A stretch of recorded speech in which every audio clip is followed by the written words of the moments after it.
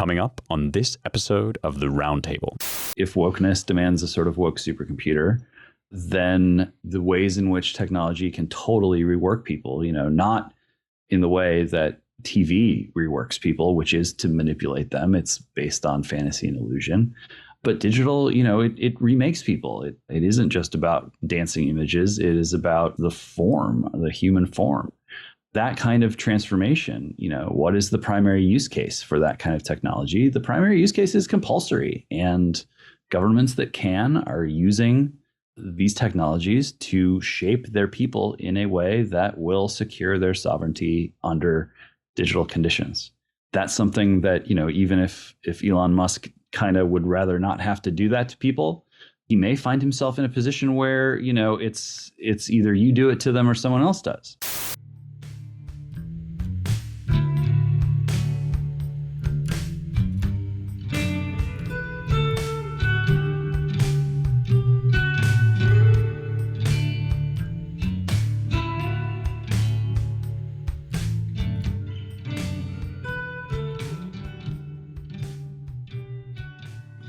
Hello, and welcome once again to the Roundtable, your weekly publishers and editors podcast here at the American Mind. I'm your host, Spencer Clavin, features editor of the American Mind and associate editor of the Claremont Review of Books. And this week, I am joined by editor James Poulos and contributing editor Helen Roy. It's a delight to have Helen on, and we're going to begin by performing a public service. Your friendly neighborhood roundtable host is here to remind you that Mother's Day is coming up. It's this Sunday. Call your mom.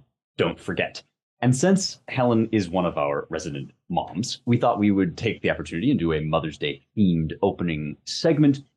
Because Helen, you've been tweeting a fair bit recently about this phenomenon that you call anti-natalism. I assume you didn't invent this term. It sounds pretty catchy and self-explanatory. Anti-natalism, people arguing that you shouldn't have kids. And what interested me about this, most of all, is that it definitely describes a thing that I've seen, like a vibe, and yet it takes many, many different forms. I've seen this argument made by younger people, older people. Sometimes it's because you shouldn't tax the environment with your dirty rugrats. Sometimes it's because the children will be born into this terrible, chaotic world. Sometimes it's like, wouldn't it just be better to be a kind of young hedonist couple indulging in trips to theme parks and what have you? So the first thing I wanted to ask you, Helen, was just to tell us a little bit about this phenomenon and where do you think it's coming from as a whole, not necessarily in any one of its forms, but why are we seeing from so many different quarters, so many different kinds of argument that having kids is just a bad idea? That's a great question, and because it points to something that I think is true, that it is coming from one place fundamentally, which is a lack of confidence and a lack of vitality, and really a lack of love of life, which is what I think a lack of vitality is fundamentally.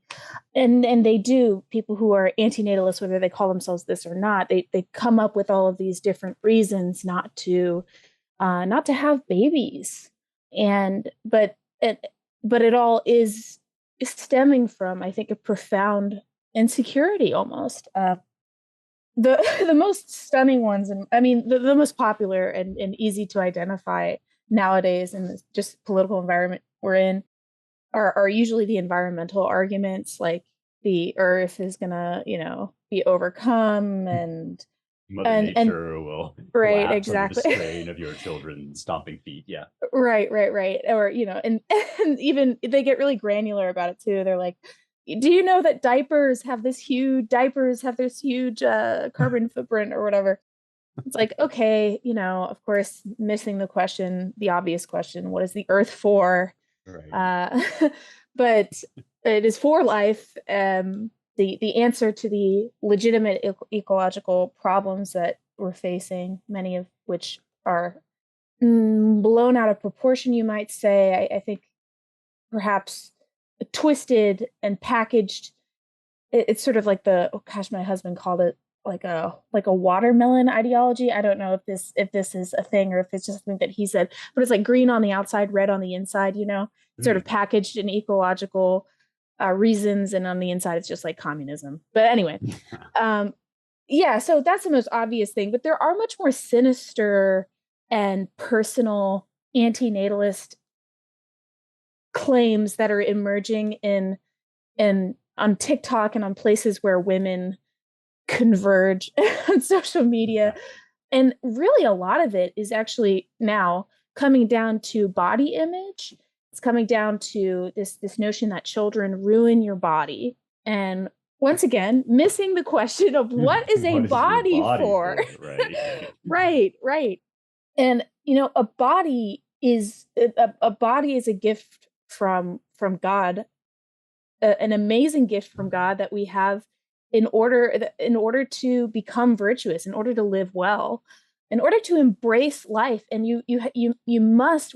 I really think that the vital perspective, which is a Christian perspective, but pre-Christendom, it was the perspective of Aristotle, which is that and others that we're meant to apply ourselves with our full hearts and our full bodies with energy, and that means something. That is the essence of living well, right? And so male and female bodies are built differently, and the female body is built mysteriously and beautifully in this particular way as a conduit for between past and future, and so we can use our bodies in this way to we're like this.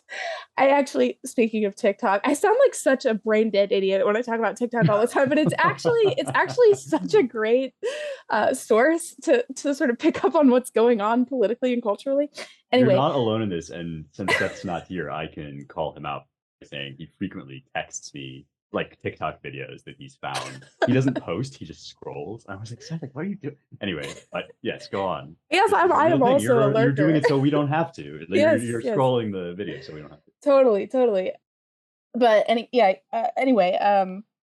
what was I saying? Oh yeah, TikTok. Recently saw a TikTok of Theo Von, who's this hilarious comedian who basically, he said, women are great. It was a sort of Mother's Day theme. He's like, you're like the on-ramp for God into the world. Like you're the last place that you're, the veil between heaven and earth. And it was like, oh my gosh, this is so profound, but that's true. That is what women are.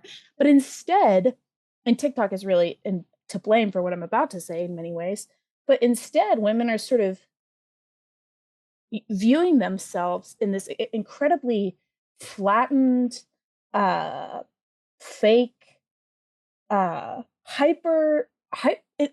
want to say it is hypersexual in the image, but the image is flat, so it's actually like profoundly anti-hedonic, like at its core.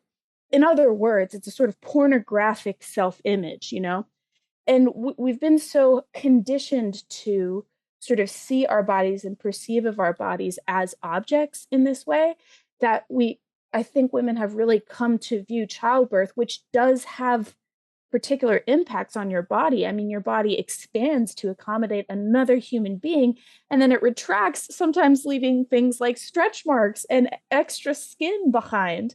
And a lot of these things go away, but that's true. That's certainly true.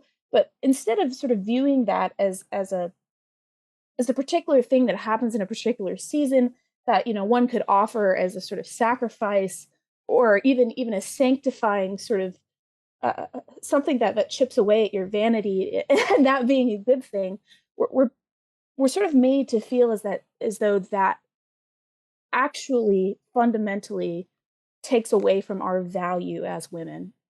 And so I think that like, leaving aside all the other arguments about environmentalism and the violence of the world, how could you bring your kids into a world where school shootings happen, blah blah blah, we'll leave all that aside for now. It's all coming from the same place. But I think the really profound one, and the one that's having an impact on a lot of young girls who otherwise would be having children today, is this sort of appeal to vanity, which is more than an appeal to vanity because our sense of ourselves is so flattened in this particular way. Does that make sense?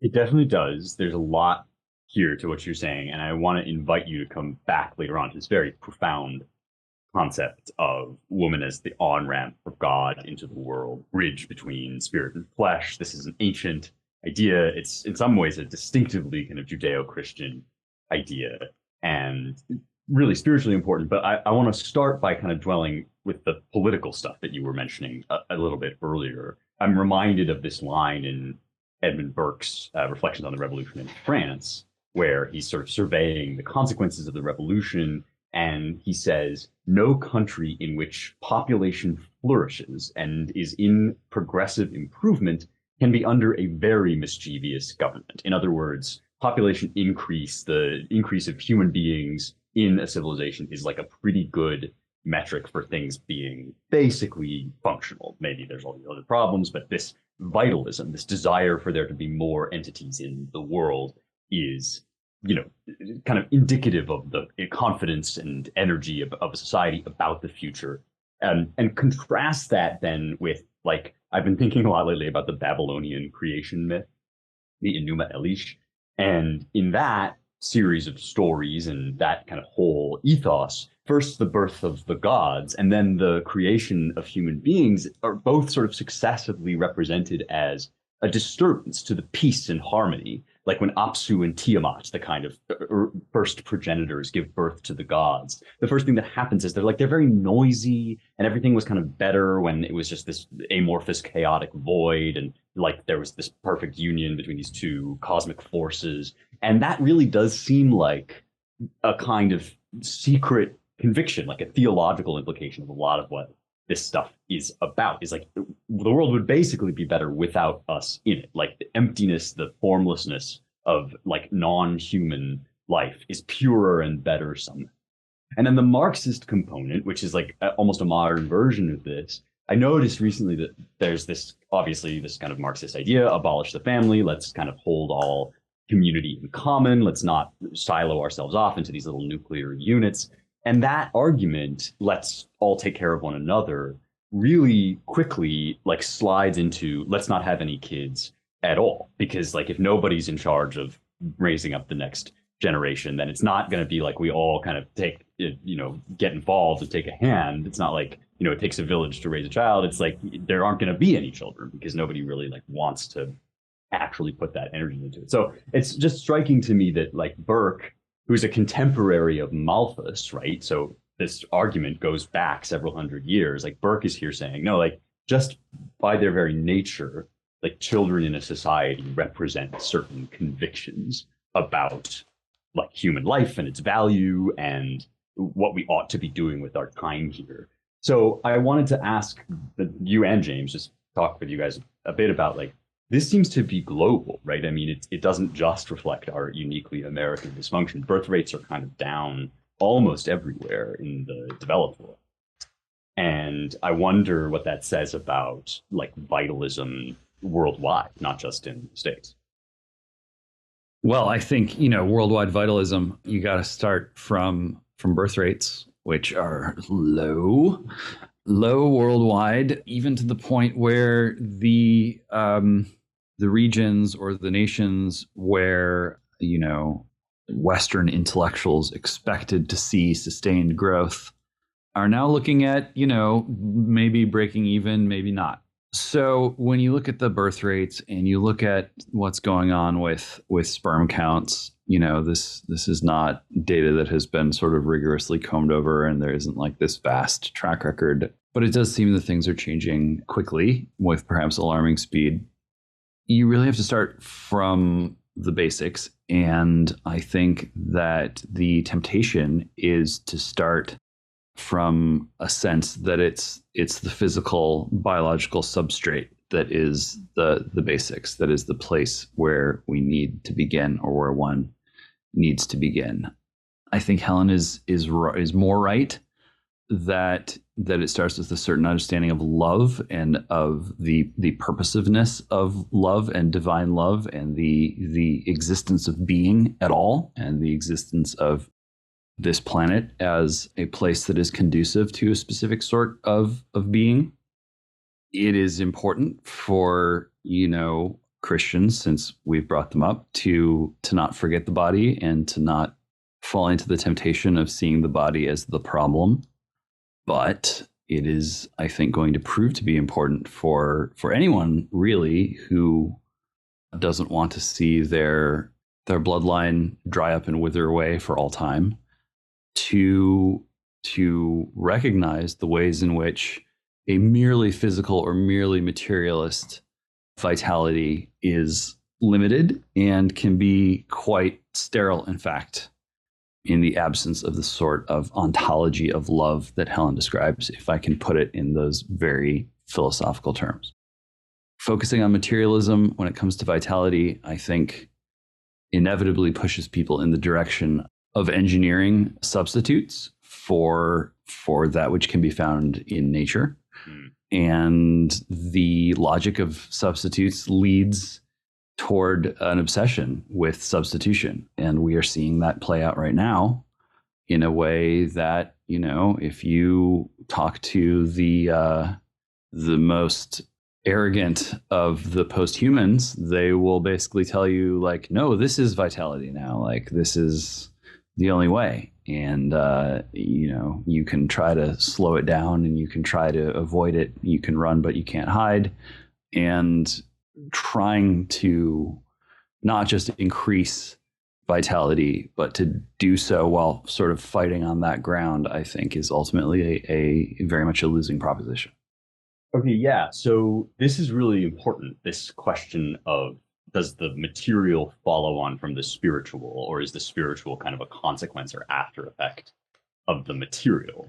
And we have, like, a lot of friends, people who are doing, I think, kind of good work talking about and insisting, especially in the kind of manosphere, it's not the manosphere, but like the kind of right-wing bodybuilder space. There's all these people being like, sperm counts are down. Here are these things that might cause that. Here are these kinds of foods you might be ingesting, lifestyle changes you can make, lift weights. Like, all of these things seem good and important and true. So I'm not knocking them at all. But at a certain level, I start to feel when we talk about these sorts of things like some kind of medieval cleric, like in one of those funny hats, who's going around being like, you know, if the desire and will for life is not there, then like the body will not follow on. And there's kind of like, it's almost like making these lifestyle changes, going to the gym, lifting weights, like, you know, starting a family, all of these things that are kind of proposed as ways to like up your tea or whatever, are actually successful, like at one degree of remove, like as a secondary effect, because what they actually represent is like a spiritual attitudinal change and like devoting your soul to vitality, energy, excellence, virtue, like masculinity. And I think like the best of the T-Maxers would agree with me about this, that it's not actually about the physical, like chemical or hormonal properties of this particular like thing in your body. It's about doing the things that chemical somehow like reflects on the material level. And similarly, it sounds like, Helen, in the sort of maternal world, you are talking about some like irreducibly spiritual, non-physical, non-numerical, non-quantifiable aspect of this problem, that it's not just about like, yes, perhaps they're putting chemicals in the water that make the frogs gay, like, yes, maybe there are all of these sort of fertility problems that we face from microplastics and whatever, but fixing those problems will be the result of first fixing and addressing the like real spiritual malaise that just makes people feel like it's not worth living, period, anyway. Yeah, absolutely. I think that's a really good and interesting point. And there's actually, I think about this a lot too when it comes to just wellness in general. And there's been a lot of research demonstrating that there is not that, well, I'm talking about the mind-body connection here, right? So that and what I'm positing is that the spiritual and the material are not, it's not that one is necessarily upstream of the other, but they can have this almost symbiotic relationship, or one can, sometimes it's like when you start to, it's not just that making the material changes in your life represent a spiritual change, but they can actually really help you get there too. You know what I mean? Just starting. So there's something. Yes. It's like, yes. And I don't know. There's a lot. Fake it till you make it, right? Is that kind of what you're saying? Yeah, that is what I'm saying. That is what I'm saying. And I think that So I sometimes I think that, in the political world, like we want to think about things, linearly, what's step one, step two. And I just sometimes I think just diving in and do it. Like this is the logic of what Shia LaBeouf. Just but have that baby. Yeah, yeah. right, Okay. exactly. And and it's so true on the question of motherhood and parenthood in general. People are even people who are like, like normie conservative, like, open to having a family, just normal people, like they are constantly tying themselves in knots about when is the right time, and when do I, when are my finances perfect, and what is this perfect, and what is that perfect. But there really is something to just diving into life and sort Mm. of accepting what will come. Yeah. And that I think is just like personally and politically significant. Okay, yes, right. So I want to invite you to talk more about this. Let me just float past you a pet theory that I've been toying with lately on this like virtuous cycle that you're kind of describing between the physical and the spiritual, that these things are in like a communion that is way more profound than could ever be reduced to like this is a physical problem or this is a spiritual problem. It's like we have this way of thought that is so ingrained in us by whatever the scientific revolution and all the successes of modern science and so forth, that like you take for instance an emotion and you see somebody having an emotion by way of their facial expression, and you think to yourself, well, that facial expression is just this kind of like outward symbol or sign of something that's like quote unquote really going on underneath. And we've been convinced that like what goes in that box called really going on underneath is a set of like chemical reactions and electrochemical impulses taking place in the brain. And that once we get there, then we'll get to the thing of which the facial expression is just a kind of outward form or expression. But actually, I think like the electrochemical reactions are just another kind of facial expression. Like they serve the exact same role, which is like they are the outward form of something inner that is going on. And so I want to bring you to this question of like people. Yes, I talk to people a lot too, where even if they would be listening to us and not being like, what the hell are these like Christo fascists talking about? But okay, nodding along, yes, yes, vitalism, like you must submit, hooray, like all that stuff. And yet, on the matter of their personal lives, for one reason or another, they would be like, well, we haven't gotten around to it. We need to like make this, particular adjustment, or even like all the things you're describing are like real sacrifices that women have to make in terms of their career and their bodies and all of these things. And from the outside, it's really hard to make those calculations because all love only makes sense from the inside out, right? You can only really know the truth of it once you've entered into it. And so, like, Mm. what pitch would you give to those women? Maybe not the unreachable sort of screeching harpy women, but like the actually listening along, thinking about having kids women, about how to get over that resistance of all the things they might lack or miss for having kids. Yeah, it's such a good question. And every time I sort of think about this question, I'm brought to tears because, well, because I can't, all of the problems laid out are material problems. And you know what? I won't even, a lot of people want to have this conversation on on that battleground and say, oh, it's not that bad. Materially, it's not that bad. Well, frankly, materially, it can be that bad. It postpartum can be a nightmare. Giving Mm. birth can be a nightmare. You can really, your body can, I'm not, your body will never be destroyed by doing the thing that it's built for. Okay. Definitionally. Mm. But you're going to battle and you might come back with wounds, but you don't avoid a battle because you might come back with wounds. You don't avoid a battle because you think you might get hurt, like I just said, or that you think you might die. In fact, that might be the better reason to go in. And that's not going to make a lot of people are going to hear this and be like, wow, that woman's crazy. But let me just, I have to argue it from a spiritual perspective because the material is just a distraction. And so I actually I want to quote someone someone else, a better Catholic than I am, Cardinal Josef Minzetsi. And I'm sorry for any Poles who are listening to this. Just forgive me. Just forgive me.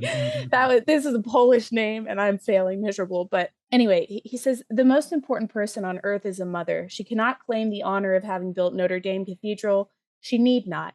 She has built something more magnificent than any cathedral, a dwelling for an immortal soul, the tiny perfection of her baby's body. The angels have not been blessed with such a grace. They cannot share in God's creative miracle to bring new saints into heaven. Only a human mother can. Mothers are closer to God the Creator than any other creature. God joins forces with mothers in performing this act of creation. What on God's good earth is more glorious than this, to be a mother? All right. That's your Mother's Day segment. Let's put that in your pipe and smoke it, folks. I don't think you're going to get better Mother's Day content than that. Thank you, Helen. That's really, really moving. And we will now turn our attention to perhaps more mundane affairs, which is to say, we want to talk about Tucker Carlson on Twitter. We covered Tucker's ejection from Fox not too long ago. And when we did that, we said there are still a lot of known unknowns in this. We still don't know the whole story or what's going to happen. Everybody's sort of talking about where's Tucker going to go. And there are still a lot of known unknowns and probably will be for a while, since I'm sure, NDAs abound at Fox. But one piece of the puzzle has now fallen into place, and it seems relatively significant, at least to me. So we want to talk about it. And that is Tucker has decided he's doing a new version, basically, of the same show on Twitter. I'm gathering this from his own video that he released on May 9th. It's just titled "We're Back." And before that, he put out another one that just said "Good evening." And that was his first sort of return to the public eye. As of right now, I'm staring at these two tweets. The first one, the "Good evening" one, has 82.9 million views. And the second one, the "We're Back" one, has 110.6 million views. If you are not in the habit of paying attention to these sort of things, let me gloss that by saying those are big numbers. Numbers go up. That is a lot of people looking at this content. And we just wanted to play a quick clip. I thought this was the best moment in the "We're Back" video. He's talking about, he says, you hear that the news, the New York Times and these legacy media outlets, they tell you lies, but they don't actually tell you lies in the sense of objective falsehoods. What they do is something far more insidious. Let's play this clip here. At the most basic level, the news you consume is a lie of the stealthiest and most insidious kind. Facts have been withheld on purpose, along with proportion and perspective. You are being manipulated. So Tucker's putting forward here a theory of the case and what the media environment needs and how he is best positioned to deliver that. A lot of people have been sharing sort of like Tucker and Elon fist bump bro memes. And there is kind of this sense that like first Elon takes over Twitter and now Tucker brings his content there, which means that he's not, for instance, going to go to like one of the big outlets or try to form an outlet of his own or whatever. And that Twitter is going to become the sort of exclusive delivery system for this major player in the news ecosystem. Elon himself kind of took to the streets, took to Twitter to say, like, we didn't make any actual deal. There'll still be plenty of capacity for people to criticize and add context and use community notes and all that stuff to disagree with Tucker. But still, it changes the game a little bit about kind of what Twitter is and how people might look to utilize it. What do you guys make of this? Did you see these videos? Will you be watching Tucker on Twitter? And do you think it represents some larger sea change in the media environment rather than just what has happened specifically to Tucker Carlson? Yeah, saw the videos. I admit I am more of a producer of content than a consumer of content same. These days. I do not anticipate that will change, but people do need to be aware of how these things are unfolding, even if much of what is decisive about the next few years will be taking place outside of the public eye. The trends are broad enough, and the logic is clear enough that even just a little bit of sort of sampling the public face of things can go a long way. So, for instance, Twitter is not Twitter anymore. If you have noticed, it is in fact X Corp, X being Elon Musk's word for not a child, but the app for everything. And what better way to move Twitter out of its former incarnation toward an app for everything than to bring the biggest name in news, quote unquote news, onto the platform. It is easy to understand why this choice would be an attractive one, especially in a pinch. And after all, who on the right does not find themselves in a certain sort of pinch? It's just very easy to see how and why the right as a political movement would find itself so powerfully tempted to throw itself at the feet of a figure like Musk, who has proven willing to spend the money and to invest his cultural capital into courting the support of people on the right who feel themselves to be sort of on death's door, like frozen out of power, invidiously discriminated against at every turn, on the wrong end of the sort of demographic policy of the country, singled out as sort of bad guys, while mentally ill individuals are held up as soul shapers of the nation. The despair and the desperation that has swept through the right has primed them to look upon, like, well, if we can't have America anymore, at least we can have Elon. And certainly that makes for at least potentially very supportive, like, customer base or fan base or power base. Unquestionably, the acquisition of Twitter by Elon was very out of step with the drumbeat of, disappointing news that greeted people on the right in tech and politics and media over the course of 2022. Obviously, the corruption and cronyism that had firmly established itself at Twitter has been going away. Its work, maybe one of those tasks that is never really over. I can't see that deeply into the institution, but a lot of people have been let go. And, I think that has had some strong knock-on effects throughout the tech industry and even into tech adjacent industries, where sometimes people just need a prime mover to kind of absorb the first blow in order for them to go like, you know what, I'm going to try to prevent a sort of woke insurrection at my company too. But when you look down to the heart of things here, if wokeness demands a sort of woke supercomputer, then the ways in which technology can totally rework people, not in the way that TV reworks people, which is to manipulate them. It's based on fantasy and illusion. But digital, it remakes people. It isn't just about dancing images. It is about the form, the human form. That kind of transformation, what is the primary use case for that kind of technology? The primary use case is compulsory, and governments that can are using these technologies to shape their people in a way that will secure their sovereignty under digital conditions. That's something that, even if Elon Musk kind of would rather not have to do that to people, he may find himself in a position where, it's either you do it to them or someone else does. Certainly, he's positioned himself in a way that makes it seem that either he will have primary control over the national feed or the government will have primary control over him. In either case, things on their current path are converging onto a single feed, and all of socioeconomic life on that model would be organized around trying to fight your way to the top of that feed by hook or by crook.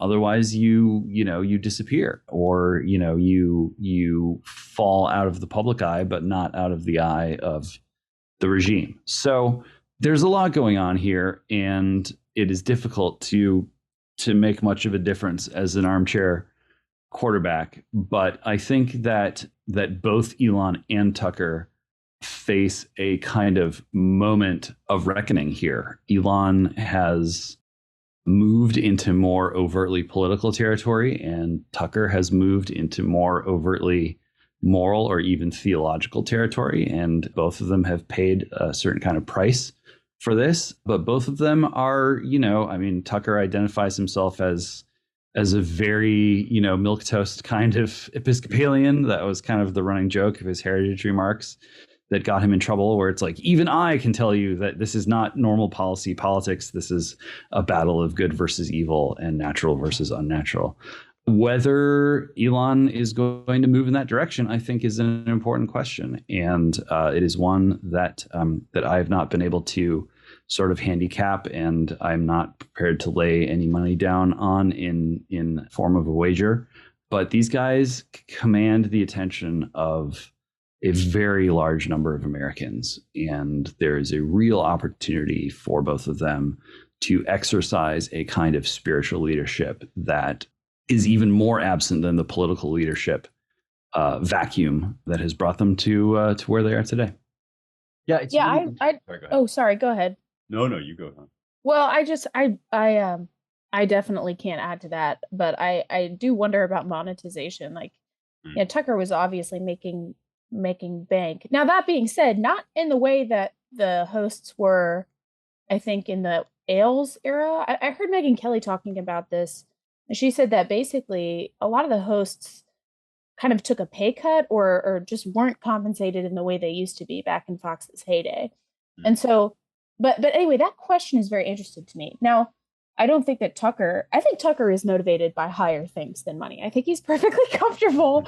He's got his homes, his beautiful mountain homes, and where places he can hunt, and also places he can fly fish. And, I think I believe that he's comfortable in that way. And so I think that he is, there's in a certain sense, like he certainly can't be bought.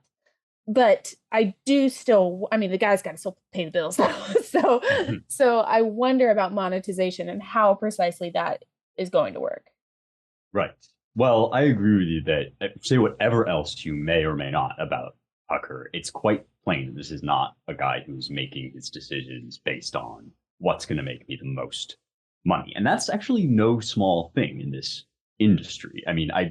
Everything that I know here, all of my insider information comes from watching the second season of Succession, which is as far as I've gotten so far. So I'm not speaking from any great place of profound knowledge, but it just seems clear that one of the things that makes Tucker distinctive, that draws people to him and attracts people to him, is that a guy in his position very easily could just be making his central goal the maximization of profit and eyeballs, and how to kind of align those two things. And it does really feel as if, kind of to what James was saying, Tucker's not doing that. He's trying to articulate a moral and indeed, spiritual vision of our state of affairs. And it seems very likely to me that the money will come. I actually think that, Helen, the monetization model that he either has worked out or will work out, that'll probably affect the industry too. He'll probably pave the way for some of this stuff. He's not the first person to think of Twitter as a sort of refuge, or even to seek refuge from the kind of cancelability of other platforms. Dave Rubin's Locals is like another big version of this. And, people can work out the way that this can work for them money-wise if they're actually trying to do something and make something of value, rather than just to be at the peak of fame and stardom. And increasingly, I think that is happening, or the most interesting people who are making content, that's what they're doing. And so the last thing I guess I'll say is, I don't personally think that I will go to Tucker for news. I don't think I did before. I don't think anyone really does.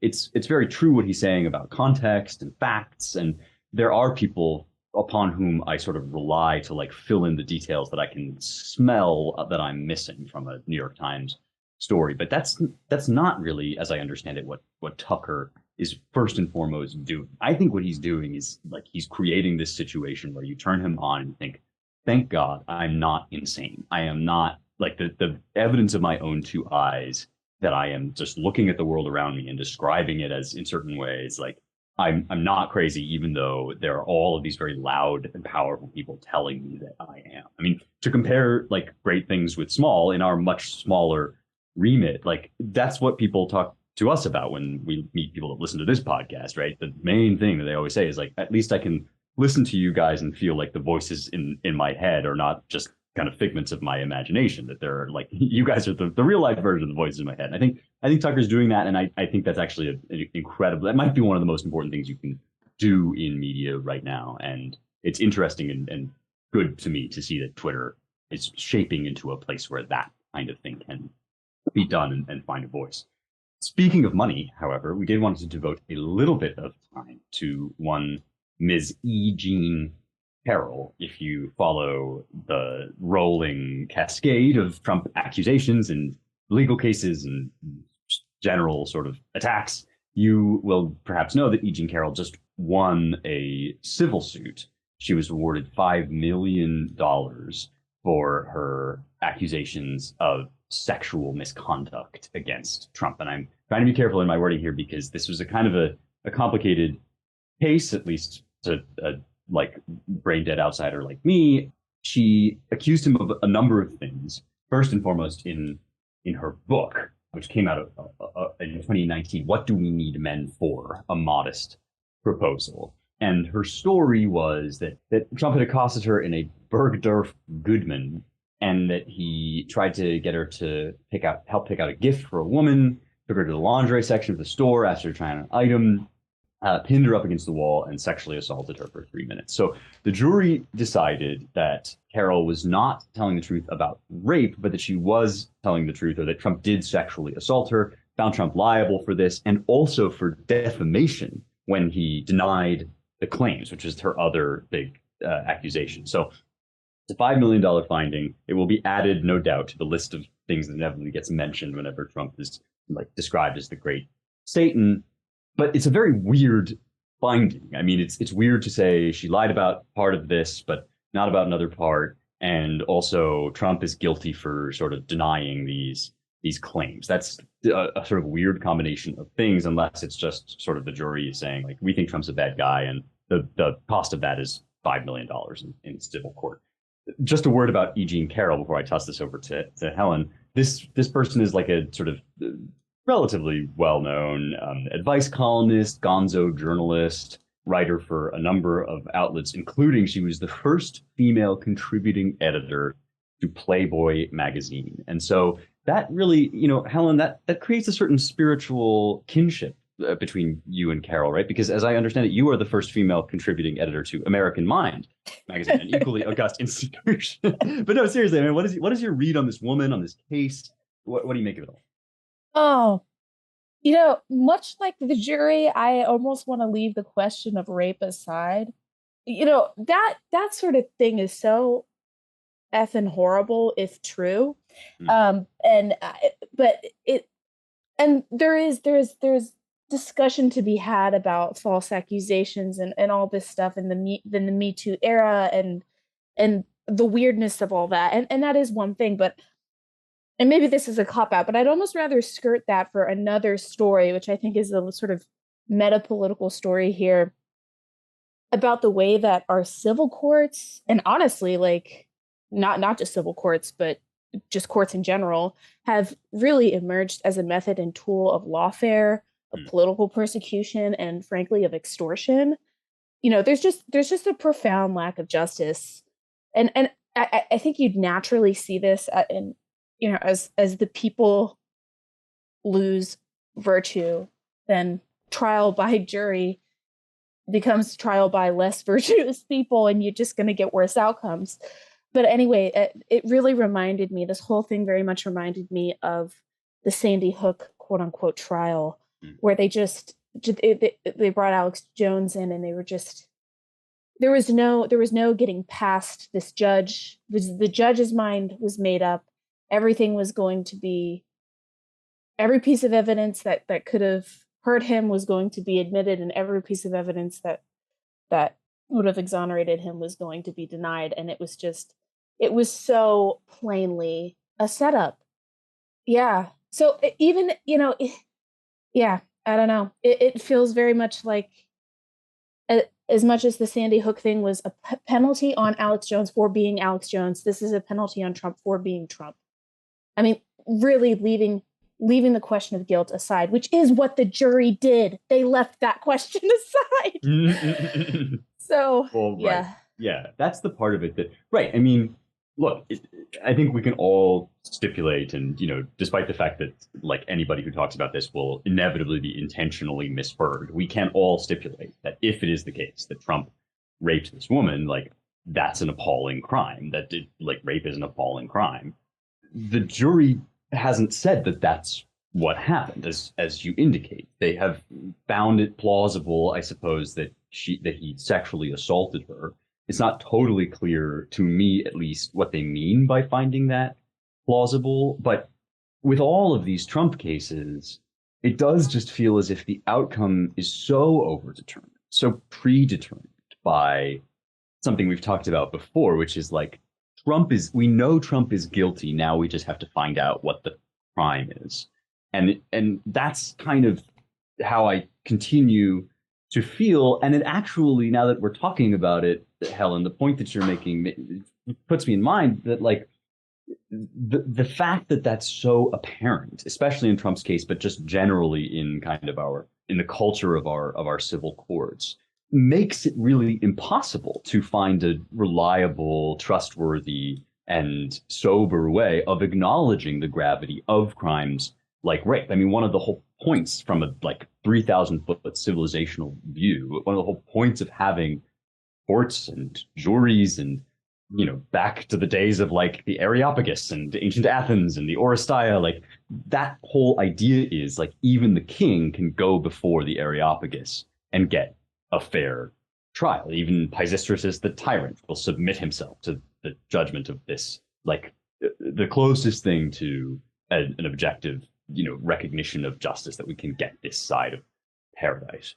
And if that's not the case, then you throw the worst possible words around you can. None of them will have any moral heft or weight, because they feel basically like just tokens that are being moved around in a game of pin the blame on the Hitler or whatever. There's just something very frivolous about this whole situation that actually makes it ironically impossible to talk seriously about crimes or to, be sober in a moral context. And the more Trump gets pegged with every possible bad thing, the more those bad things themselves are sort of cheapened as moral signifiers. Yes, 100%.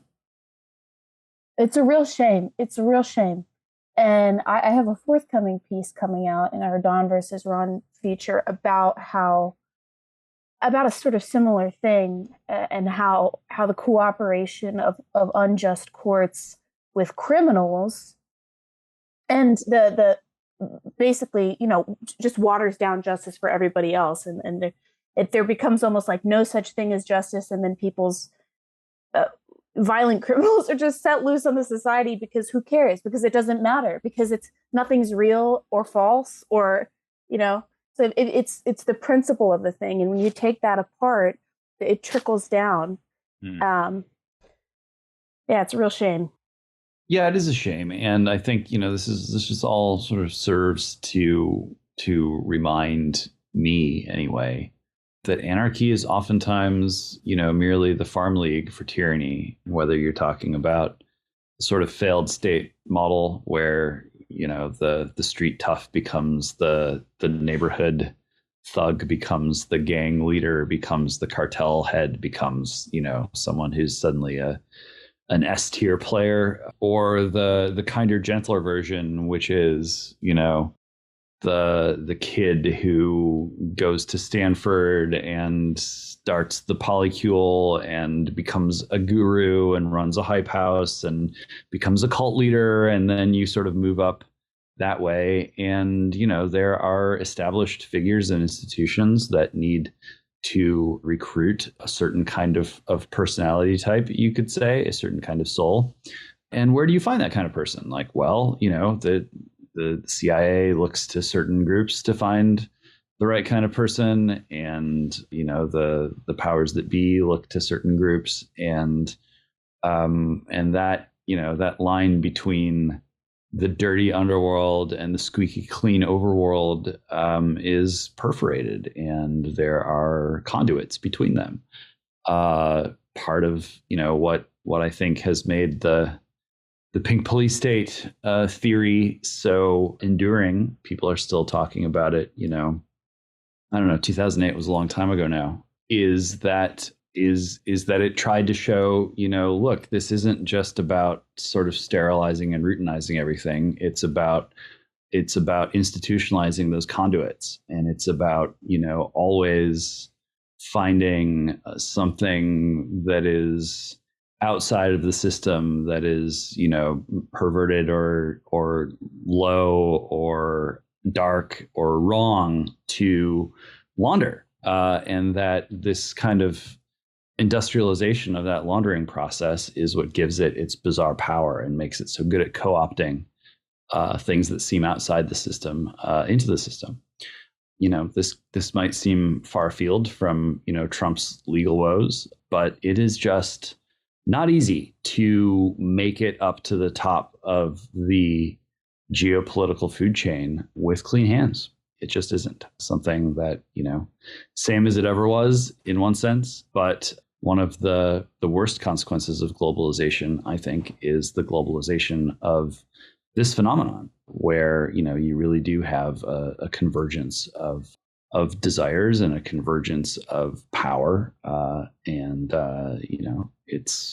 it's as present in Ukraine as it is in Mexico, as it is in the U.S., as it is in London or anywhere else. It's all part of the same circuit, the same cycle. You don't need to be a particularly conspiracy-minded person to reflect on these matters, I don't think. The scene has been defined by people flogging open societies and open conspiracies for generations. That's not going to change.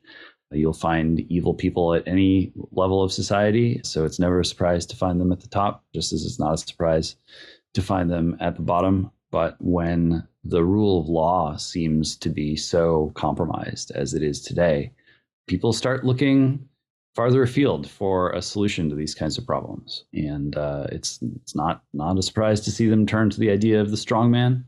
I think it is interesting to see kind of where the strongman model has worked better than in other places. And, even if things get so bad in America that the hunger for a strongman increases, I'm still pretty skeptical that model would work for us. I would sooner expect fragmentation into a kind of chaos and anarchy that only becomes a farm league for real tyrants in a much darker sense than what we see today. Speaking of which, it might have been good to talk today, maybe next week or something, but didn't Chile just elect like the Pinochet candidate? Am I crazy? Did I dream this? I'm sure you didn't dream it, but we should definitely talk about it on another episode. Yeah, let's do that another time, maybe. Yeah, absolutely. In fact, I think, why don't we turn now to close out, because we're running out of time here, and I want to make sure we have time to encourage people to read the damn site. If you are listening to this podcast, that is wonderful. We love to have you, but we also have a website, and you should go there. It's AmericanMind.org. There are articles there that you will enjoy reading, and every week we like to select one that we want to recommend. I will start, as per tradition, and I'm going to recommend a piece called Trump Can Win. It's by Dan McCarthy. Dan always brings interesting, astute, perceptive arguments to his writing. This is no exception. And I have to say that it's not the argument I expected him to be making. I'm not exactly sure why, but that's part of what makes it most interesting to me. It's just a sort of laundry list of all the reasons why people are saying Trump is an unelectable candidate, and some very plausible and intriguing answers to those arguments, including, based on how the polls are currently looking compared with 2016 and 2020, including also a really careful rundown of the kind of media template for dismissing right of center candidates and dismissing Trump himself. Go check it out. It's called Trump Can win@americanmind.org. I would actually have recommended also Helen's piece that she mentioned about crime, which is part of the same feature, but I don't think it'll quite be up by the time you hear this, but bonus endorsement to that one in a couple days. Helen, why don't you join us since you're here? Well, thank you. Thank you for the shout out. And yeah, my favorite piece from this week was by Inez Stepman. It's called All Tomorrow's Riots. This might technically have been published on Friday or something of last week, but no matter. No, that counts. That counts because we okay. on Wednesday. So yeah. Okay, cool. You're in the window.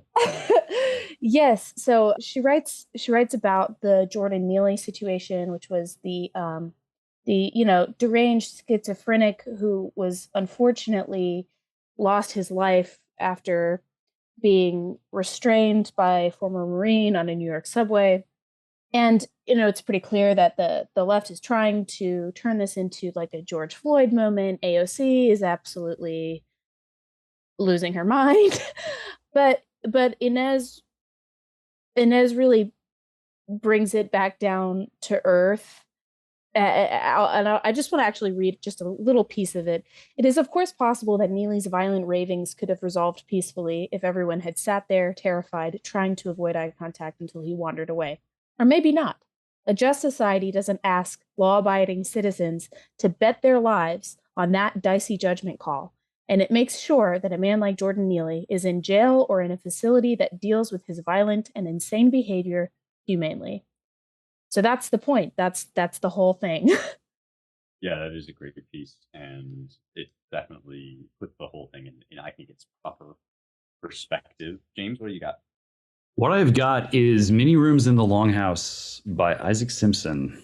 For those who, at this point, I'm reminded of the people who every year try to be the last man to know who won the Super Bowl. So, like, the last person to know what the Longhouse is. Basically, just sort of like an extremely authoritarian and conformist system enforced by, let's just say, not very feminine or in some distorted sense hyper feminine women is the basic idea. That's actually not as important as the mini rooms, which is what I want to talk about.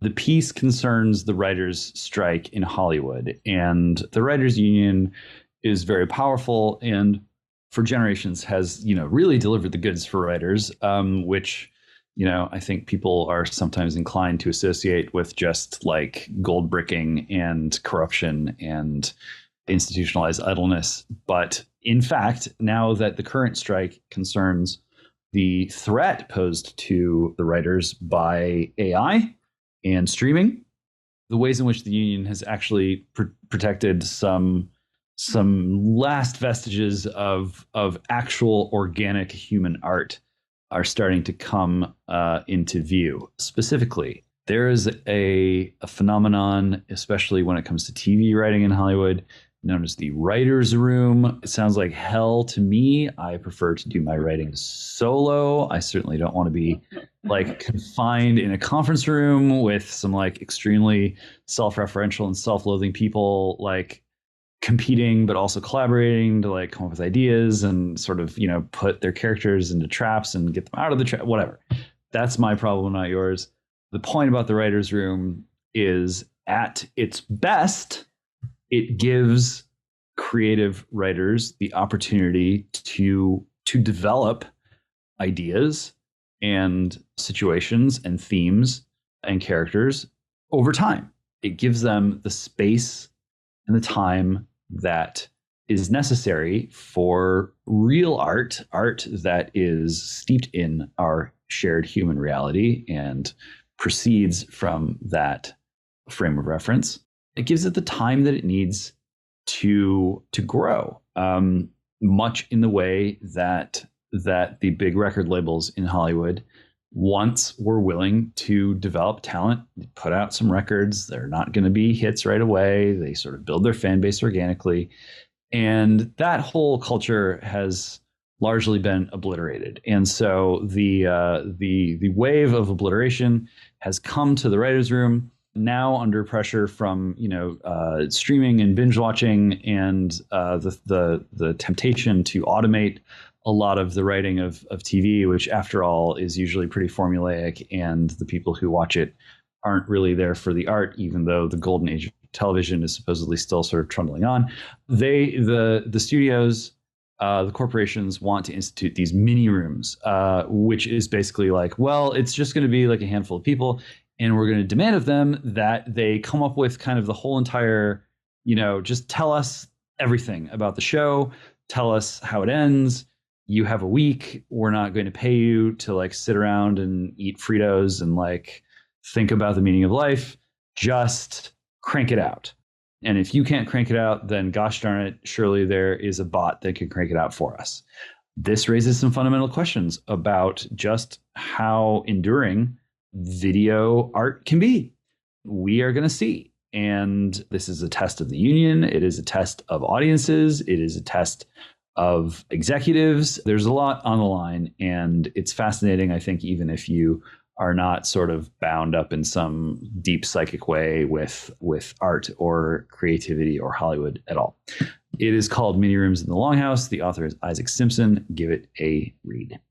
Yeah, that's a great piece, and we should maybe do a segment on the strike at some later point. It's much more. It's fun to joke around about, like, oh, who cares if Hollywood shuts down, or these whiny writers or whatever they're doing unions, like. But in fact, it's much more complicated than that, and much more interesting and significant. And I completely agree, James. I don't even know how people co-write, like with two people on a byline, much as I admire many people who do that. Like, if I had my druthers, I would live in a small box under the ground, and every now and then just a series of words would emerge from outside of the box. So, kudos to anybody that can be in any room with any other person while writing.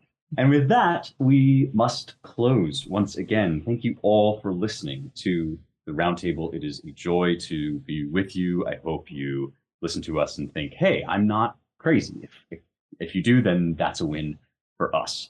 Check out our websites. We've already mentioned AmericanMind.org, but there's also ClaremontReviewOfBooks.com, where you will find our sister publication, the Claremont Review of Books. And you can go to dc.claremont.org for our DC-based Center for the American Way of Life and all of the excellent resources they produce. Finally, if you want to donate and support our work, we would be enormously grateful. It's claremont.org/donate, and you can give us a little shout out in the notes if you like.